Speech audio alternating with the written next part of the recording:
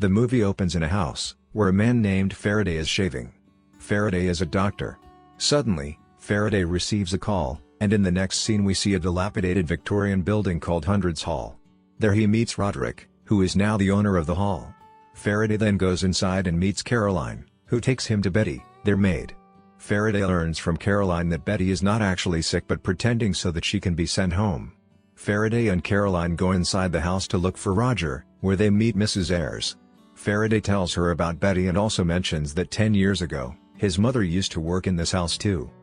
Standing in the hall, Faraday recalls that he first saw Hundreds Hall in 1919, when there was a celebration after World War I. He was deeply fascinated by the hall. He had seen the house many times from outside but never imagined that an ordinary village boy like him would ever see it from inside.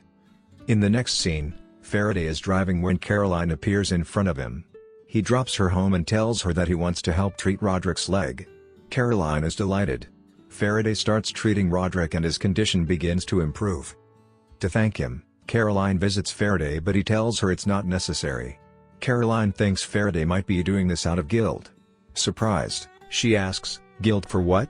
Faraday tells her that as a child, when he had visited this house, he had broken a piece of glass near a mirror. Susan had seen it and told his mother, who got very angry.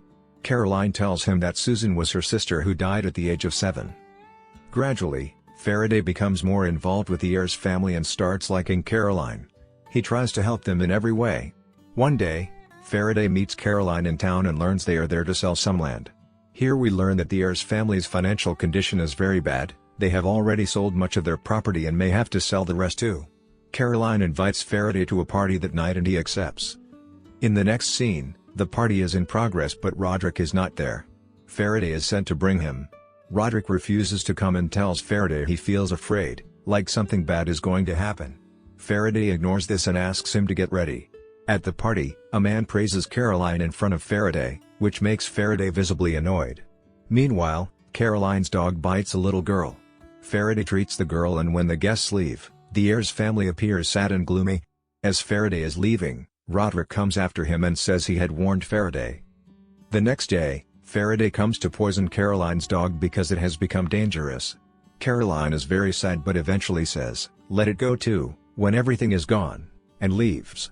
Faraday puts the dog to sleep with an injection. In the next scene, Faraday is with his friends who advise him to distance himself from the Ayres problems. Later, when Faraday returns from town, he learns that Mrs. Ayres' health is not good and Caroline is very lonely. Faraday goes to Hundreds Hall and Caroline tells him that strange noises are coming from the house and that her mother's cupboard has Susan's name written everywhere. Mrs. Ayres believes Susan's ghost is there.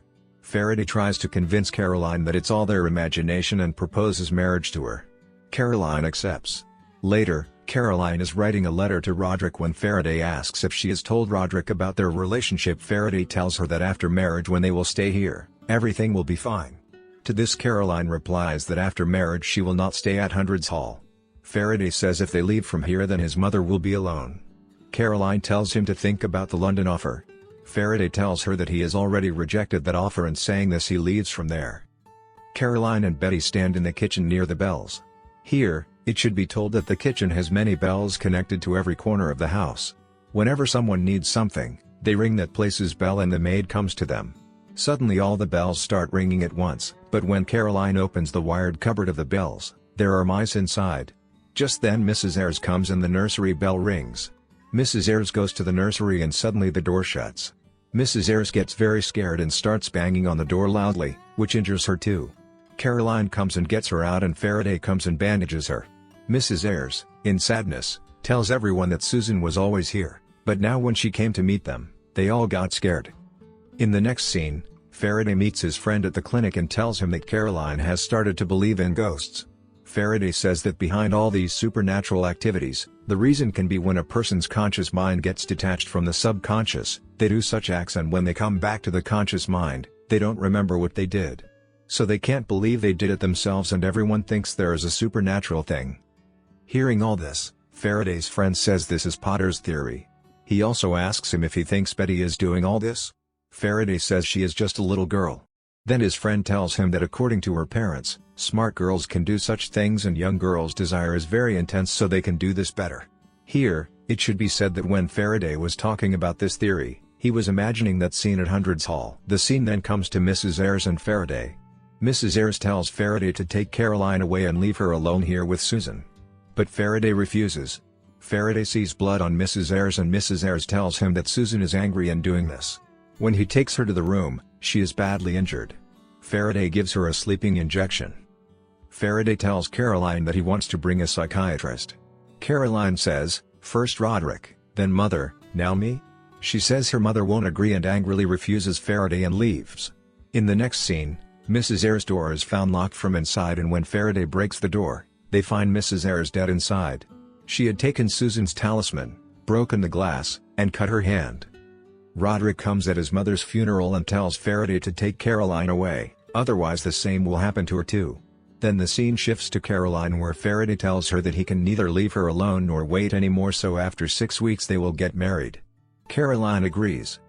In the next scene, Faraday shows Caroline the wedding ring when Caroline refuses to marry. She tells Faraday that she likes him a lot but will not be happy after marriage and she is going to sell everything and move to London. Faraday becomes very sad at this decision and cries sitting in his car. Spending the night on the hill, he comes back the next day and learns that Caroline died falling from the stairs. The scene shifts to court where Caroline's death case is going on. Betty tells the judge that they both went to sleep early. Caroline was happy because she was leaving, but suddenly Betty saw Caroline walking on the second floor. Betty got worried because that place was empty for a long time.